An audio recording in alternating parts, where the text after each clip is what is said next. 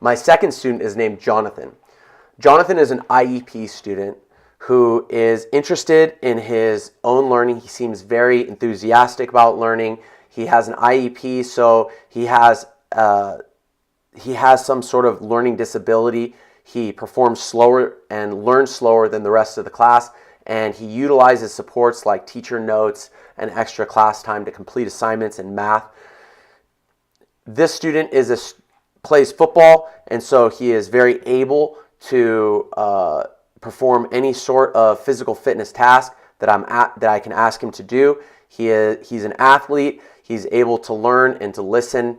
So I don't believe that in PE I'm going to need to provide specific supports for him, because the kinesthetic style of learning, such as in the demonstration of an overhand throw, that as I demonstrate the steps, just as with Leisha, that he can watch the steps while I model it, and then having a student demonstrate, I can watch to see if a student is capable of replicating, and then I'll have guided instruction where students will have time to practice under my watch and the watch of other coaches and instructors.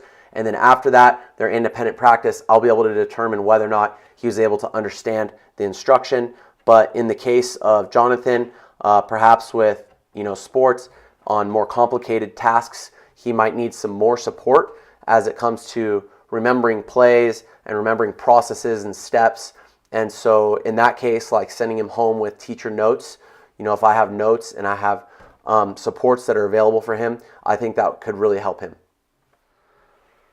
Okay, so for Jonathan, who has an IEP, there are a few strategies that I feel like will help him in PE. Although in PE, I feel like his learning disability may not be as big of an issue as something where he's forced to sit still in class and just listen.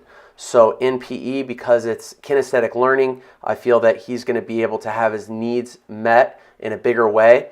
However, even with students who are kinesthetic learners in PE and sports, I have found that I'll need to repeat instructions multiple times for them. And one of my favorite ways is by having other people demonstrate. So number one strategy is take time to model what matters most.